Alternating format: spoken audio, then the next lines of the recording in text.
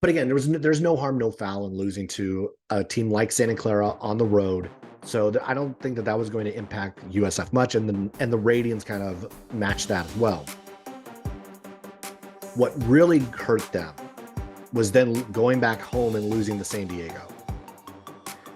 That's a game that USF has to have. The Dons have to get that game, and they really were on their heels the entire game.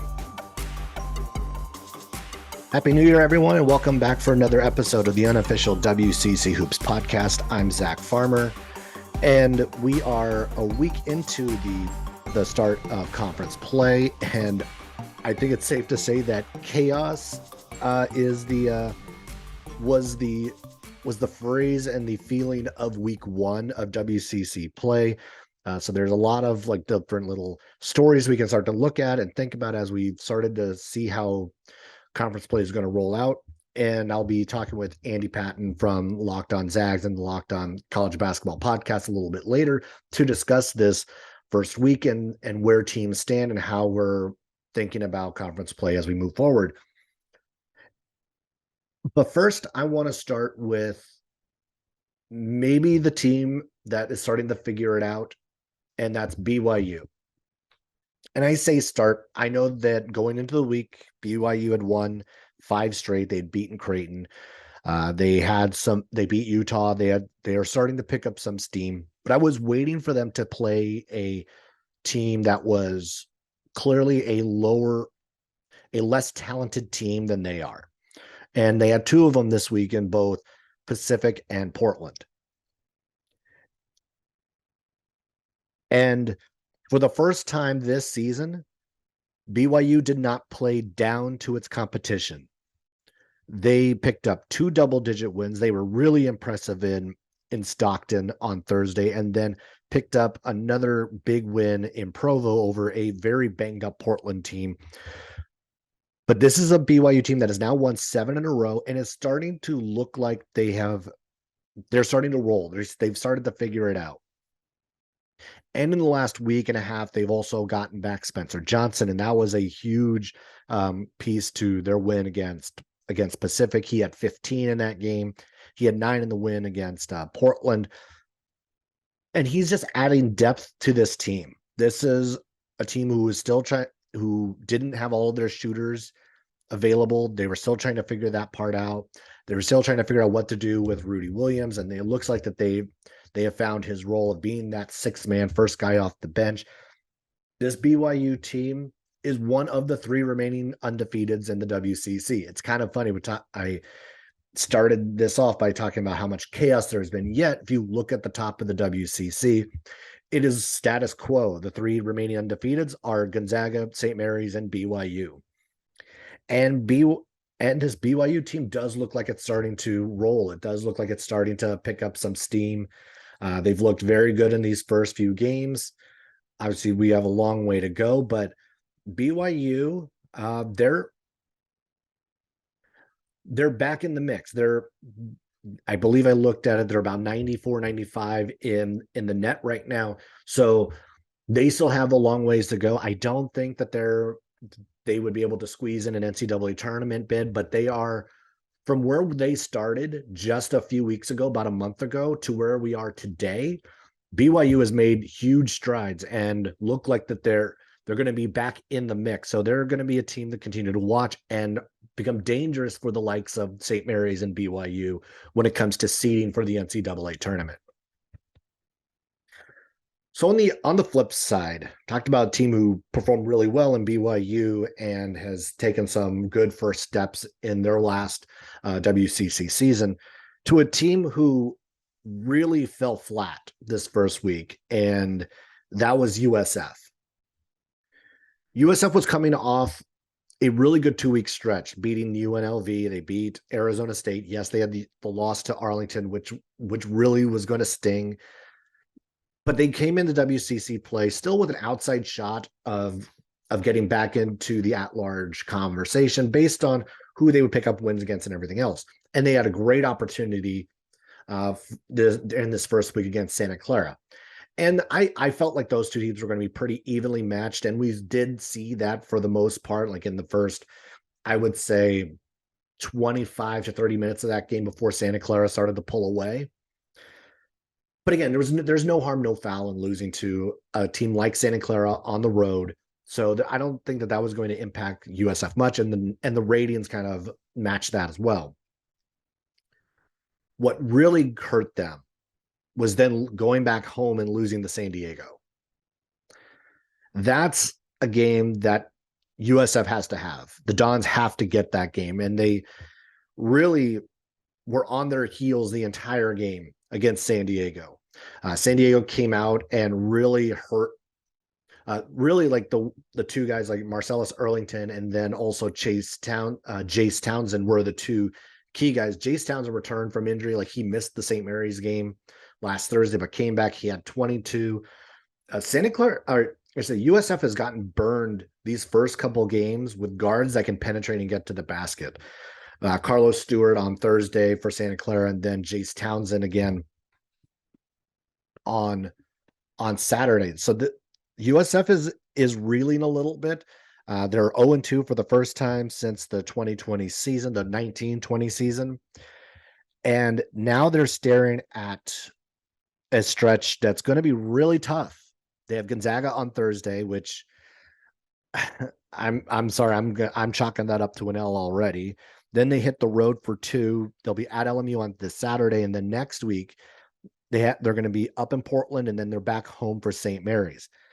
This is a really critical time for USF. They're already it's already not looking good, or I'm already like not looking good. It's like the hopes of an NCAA tournament at large are gone. Right now, they sit 119 in the net, and there are not going to be enough opportunities in conference play to really get back into it, short of beating Gonzaga and St. Mary's in the next 2 weeks. This is so for USF, again, they're already out of that picture. Getting back into even the NIT picture, I feel, is going to be really difficult at this stage, just based on the number of opportunities left.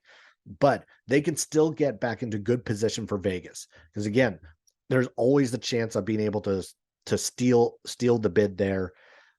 But USF is going to have to start to pick it up in these next few games. I know I'm not saying they're going to beat Gonzaga, but they need to look better against the Zags on Thursday before they hit the road and play LMU in Portland. LMU went up to Portland last week and stomped on Portland by 20, but then they go and lose to Pacific just on Saturday. So again, we talk about this chaos, this back and forth with a lot of these teams. WCC teams are beating up on each other right now, and USF has to right the ship really early. Otherwise, they're going to, they're staring already at 0-2. They're staring at 0-3, which would be the first time they're 0-3 since the 2012-13 season. And that year they started 0-5. And honestly, looking at this, if they don't get Gonzaga, which I don't think they will, I think it's if they don't get LMU, now this could snowball with a game at Portland, a game against St. Mary's, before they get Pacific, which might be the one where it's like, okay, they finally have gotten out of this bit of a gauntlet of the start of conference play. But we thought that was going to be the case against San Diego, that they would have at least a little bit of reprieve with the Toreros coming in. That was absolutely not the case. USF has work to do, and they've really got to right the ship in the next week or so. Otherwise, this can really snowball on them. And the other team I want to focus on to open this up is Santa Clara. Santa Clara, to me, had one of the better weeks in conference play. Talked about BYU having a really good week. I think Santa Clara, even though they lost to St. Mary's, had a really good week. They snapped a 5-game losing streak to USF by beating them, and really we got to see just the balance of what Santa Clara can bring. All 5 starters were in double figures. They had Carlos Stewart really kind of like take the lead there in the first half and get them back into the game. And then in the second half, it was Brandon Pajemski who really started to create and distance themselves from USF in that second half. This what I thought it was one of the better games, again, like that we've had so far. It's only been a couple of games, but USF Santa Clara always give us really good games. And then what they did on Saturday against St. Mary's, I also thought was really impressive. One of the things we know that Santa Clara over the last few years has not been all that great on has been their interior presence.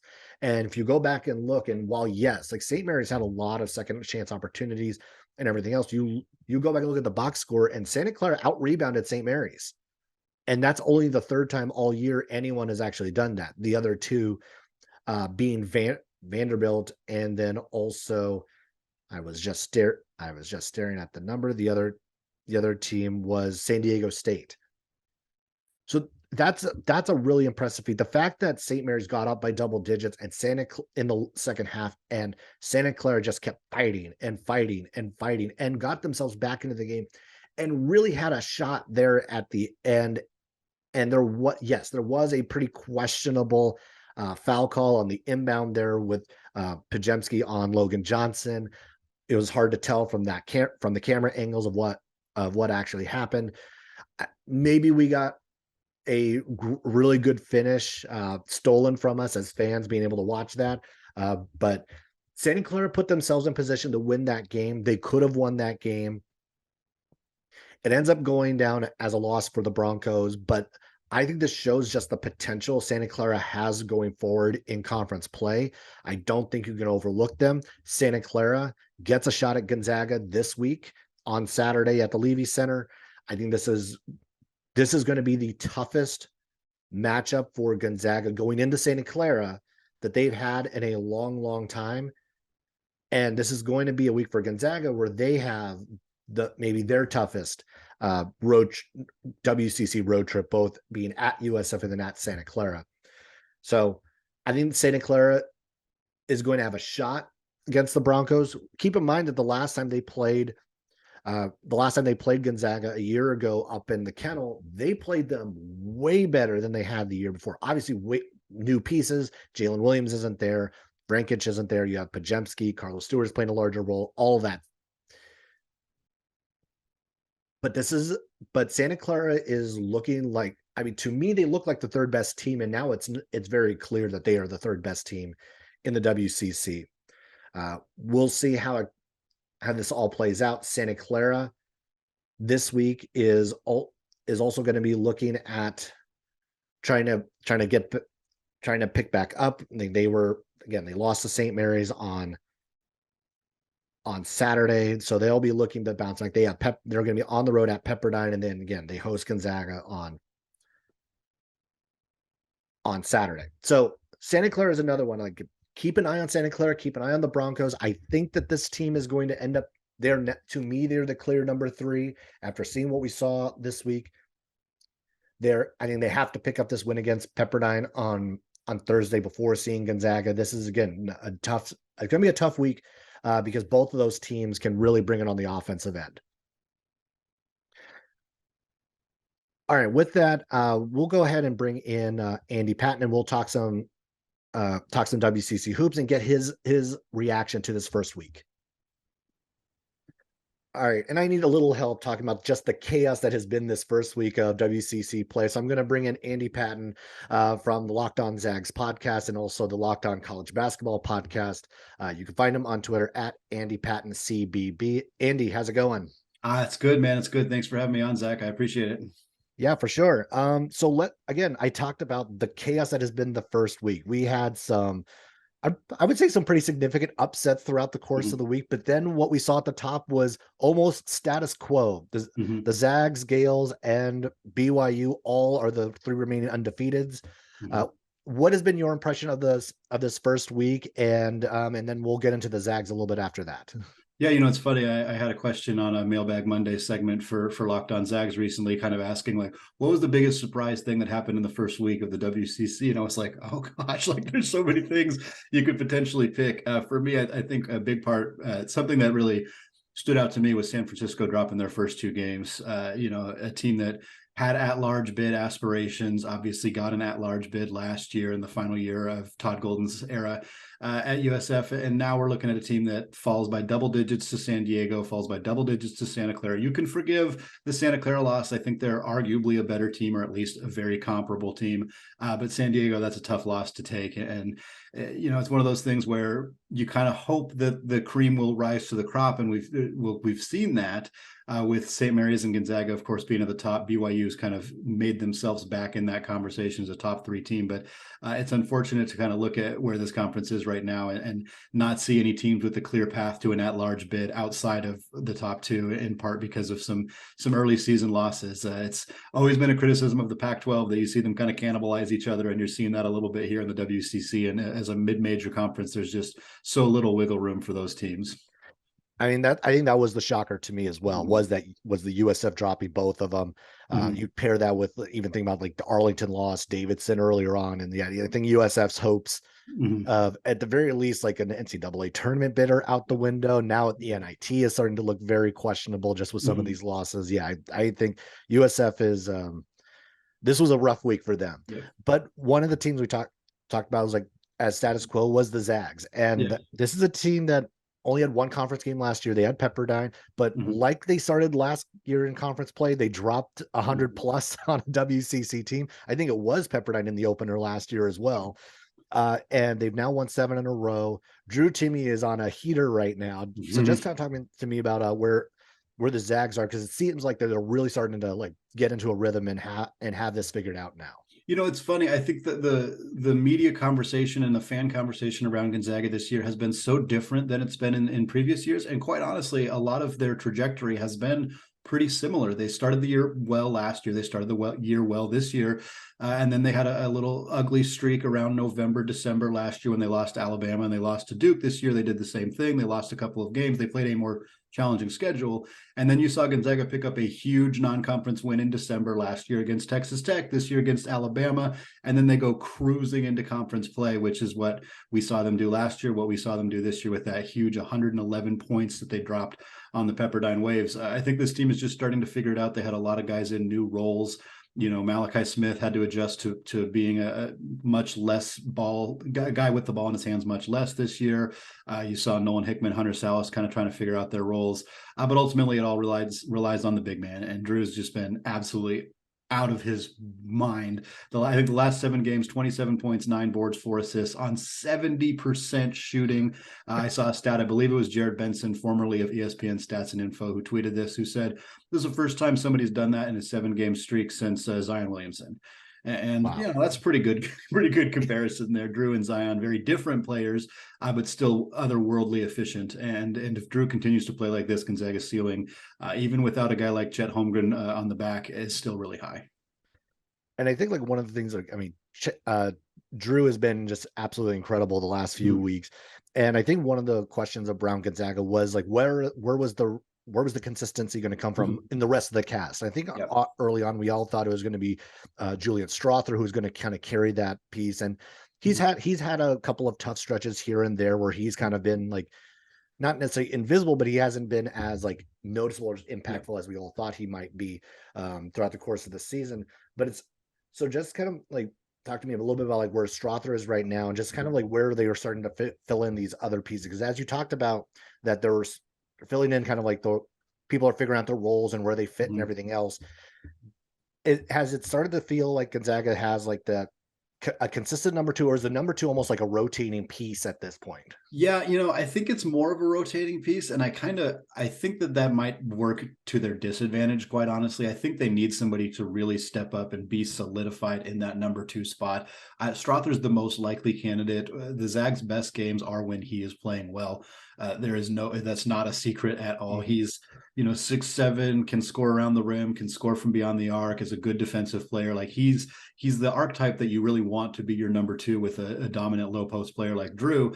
And he can be that guy. And Gonzaga probably doesn't beat Xavier without Julian Strother having a really nice game down the stretch. Like he's led them to victory in a handful of games, played really, really well in games that they really needed him to play well. But, we haven't seen Rasir Bolton step into that role. That's been a bit of mysterious disappearance for him this season as a fifth-year guy. You kind of don't expect to see regression the way that we have seen from him. And so with him kind of not being that guy right now, it's fallen a lot on Julian. Nolan Hickman isn't a score-first guy. Even when he's playing his best, he's not going to be a guy who scores 20 a game. He's not going to take over a game the way that Andrew Nembhard was capable of doing. And then Anton Watson has really kind of stepped up in a significant way. And he's still not an elite scorer. He's just now actually a scorer, which he wasn't for the first 3 years that he was in Spokane. So you see a couple different guys rotate into that spot, and I think it makes it a little hard to game plan against them. But ultimately, I think Gonzaga is at their best if Strother's the clear number 2, Timmy's the clear number 1, and then that 3, 4, 5 guy kind of rotates throughout the year. And so far, they just haven't quite had that consistency from those guys not named Drew Timme.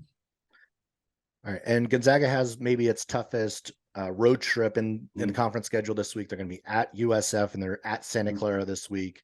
Let's talk a little bit about the Santa Clara team, because this is a Santa Clara team, honestly, like this first week was maybe the most impressive to me, even though they dropped the game against St. Mary's. Like just the way they were able to hang in there with St. Mary's, first winning the game against USF, the way they were able to pull away late, and then how they hung around for every run that St. Mary's made. What is your read now, like after seeing a week of conference play with Santa Clara, and what that matchup is going to look like? Yeah, Santa Clara is a really good shooting team, and I think ultimately that's going to really help this team potentially pick off some of the better teams in the conference. I think they have as good a chance of anybody not named St. Mary's of beating Gonzaga. They have as good a chance of beating St. Mary's as anybody not named Gonzaga as well. Like they're probably the third best team here and the most likely to pick off some of those victories. I think the addition of Brandon Podziemski has just been extraordinarily huge for them. He's averaging 18.5 points, 8.5 boards, shooting 38% from 3. Keyshawn Justice is a guy I absolutely loved on this team last year. A great kind of complementary piece, big physical guy, good defensive player, also shoots the crap out of the basketball from beyond the arc. I think this is a really solid, balanced team. I think most people kind of weren't sure what they were going to be after losing so much talent from last year's roster, losing Vrankic, losing, of course, Jalen Williams, losing PJ Pipes, and to come back and then kind of put some supplementary pieces around the guys, let Justice do his thing, let Parker Braun do his thing. He's been fantastic. And then obviously Podziemski has really kind of helped this team. I'm not sure that they quite have the horses to beat Gonzaga, but on the road early in the season when Gonzaga's still figuring things out, I don't know. This is going to be a tough of a time to play Gonzaga, to play Santa Clara as Gonzaga has had in a very long time. Yeah, I agree. I think the Zags are really going to, their only hiccup could potentially be in Moraga, but Santa Clara, I think, is going to give them a run. Just the combination of just, as you mentioned, Podziemski, but also Carlos Stewart. I think he's been averaging almost 20 a game the last month or so. So just another guy to watch out for. But one of the teams that we started, there was definitely questions about early on. We've even had this discussion about BYU, and they're 2-0 in the to start off conference play. And unlike the rest of their season, they did not play down to the level of their competition this week. They took it to Pacific on the road, and then they beat up on a very banged up Portland team. Are we starting to see BYU's round into form? Because it's starting to feel like now they've won 7 in a row. They've beaten some good teams, and they're no longer playing down to that competition. It's like, have they figured this out? Yeah, they're getting a lot closer. It's, they got really ruled out early in the year after barely beating Idaho State. Of course, the loss to San Diego State, and then they had 2 losses in a row to good teams in USC and Butler. Not great teams, the Butler losses. Neither of those losses are aging all that well. Actually, both those teams have kind of struggled.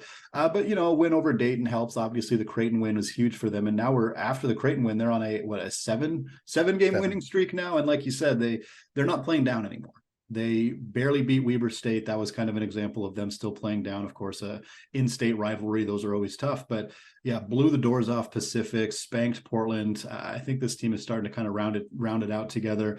Mark Pope made a good decision on how the playing time with Rudy Williams. That was something they really couldn't figure out what to do with him early in the year. I think they were expecting more out of him. He wasn't quite ready for that role. They adjusted, put him on the bench, kind of let him figure it out in a different way. Of course, Fusuni Traore has been great. Gideon George, really nice game for them recently as well. So I think you're starting to see this team figure it out. I think they're still on the outside looking in of an NCAA tournament spot. I think some of their early season losses, the loss to South Dakota, the aforementioned the loss to Utah Valley, the near loss to Weber State. I think this is a team that's probably not in that conversation unless they, sweep or take three of four from Gonzaga and St. Mary's, or of course if they win the WCC tournament, which quite frankly they could do. It would be a little surprising to me. I'm not sure they have the talent. They're not better than those two teams, but anybody can win a couple of games, and I think this BYU team is starting to figure it out at the right time for Mark Pope in their final year in the conference. All right, and with that, I'm going to wrap it up. And because we've talked about BYU, talked about Gonzaga, Santa Clara, and a little bit about USF. I want to dive in a little bit on this Portland team, because this is a team that has just over the last few weeks they've struggled, but a large part of it is now they are banged up. Moses Wood has missed a few games. Tyler Robertson missed on Saturday.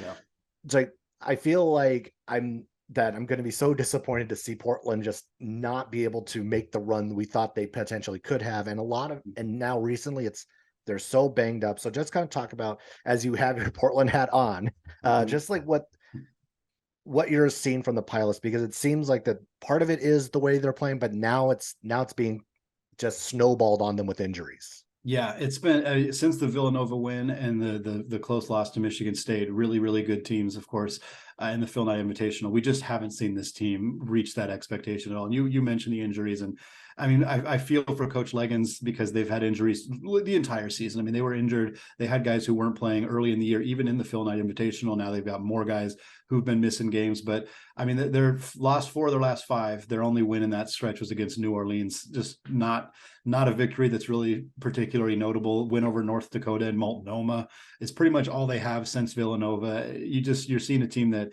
has kind of spun out a little bit. And quite frankly, it's a little odd to me because I think one of the strengths that this team had coming into the year, and one of the things that I talked about with Coach Leggins on an episode of Locked On College Basketball right after the Phil Knight Invitational, was kind of talked about the continuity on the roster and returning so many guys from last year's team. You return Moses Wood, you return Tyler Robertson, you return Austin, you return all these guys.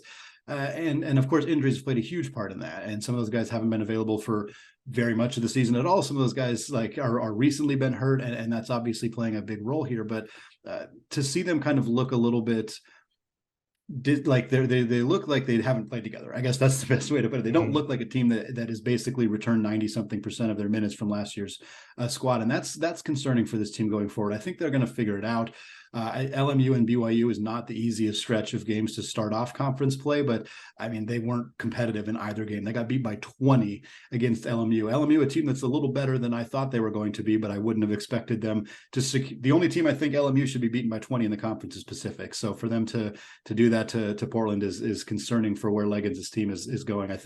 I believe in Shante. I think he's a great coach. I think this team is going to rebound a little bit, but the season has kind of started to circle the drain a little bit, and we'll see if they can pull out of it. Hopefully, get healthy and make a little run and kind of gets a little bit more excitement and encouragement about the future of basketball on the Bluff in Portland. All right, thanks, Andy, for hopping on and chatting. Tell my listeners where they can find you and how to find you. Yeah, absolutely, Zach. Thank you for having me on. Like I said, you can follow me on Twitter at Andy Patton CBB. Lots of conversation about Gonzaga, of course, but we talk WCC, talk plenty of other stuff as well. Podcast is Locked On Zags. Other podcasts, Locked On College Basketball. Lots of conversation about the sport in general. Quick hitters about as many teams as we can possibly cover. There's 360 of them, so we don't get to everybody. But, we had Zach on for WCC Talk a few weeks ago, and happy to continue to chat about that as well. So you can follow that at Locked On CBB. You can find both podcasts wherever you get shows. You can also find them on YouTube. Go hit that subscribe button. And a lot of great content coming your way as we get into 2023. All right. Thanks, Andy. And we'll be chatting down the road. Absolutely. I want to thank Andy one more time for hopping on and chatting some WCC hoops. It's always great to hook up with Andy and be able to do that. So again, this Portland team, so many of us actually had really high expectations, high hopes for what this team. I was fairly conservative. I was trying to be as conservative as I could with Portland, because the year after you finally have expectations is maybe the toughest year. And after the PK 85, that team was on a high. That team was like, everyone was like, oh, wow, look out for Portland, everything else. And December has not looked good for Portland. Hopefully January will be better, but this team is now really banged up. They already lost Chris Austin for the season. Now you're playing without Moses Wood. You played without Mike Meadows earlier on in the season. You're playing right now without Tyler Robertson. Hopefully he's able to come back for this week's games. We'll have to check on the medical reports for that. But this Portland team, I think, still provides enough firepower that you still have to be careful. You can't look at what Portland has done over the last few weeks and then fall asleep on this team. This is still a dangerous team that you have to keep an eye out for. Because now, do I think that they're going to be making any level of a postseason run at this stage? CBI maybe, but that's maybe about it. But they could potentially catch somebody. And so again, no, you can't fall asleep against this team. Speaking of a team they could end up catching while they're asleep, they do have St. Mary's on Saturday. I don't think the Gales are going to fall asleep against them, but you never know. That's their one lone game this week. So it'll be interesting to see how that one pans out. A couple of the other, I think another team with a big week this week is going to be LMU. LMU still, despite the Pacific loss, is still sitting in the top 100 for the net. The top 100 for the net. So this is a team that still could pick up some good wins and really make a better case for themselves. They're at home. They'll be hosting both LMU and USF. Again, these are going to be two games that are going to be critical for their success. I would have to look again just to see which quadrant that these games would count as, because they're both at home.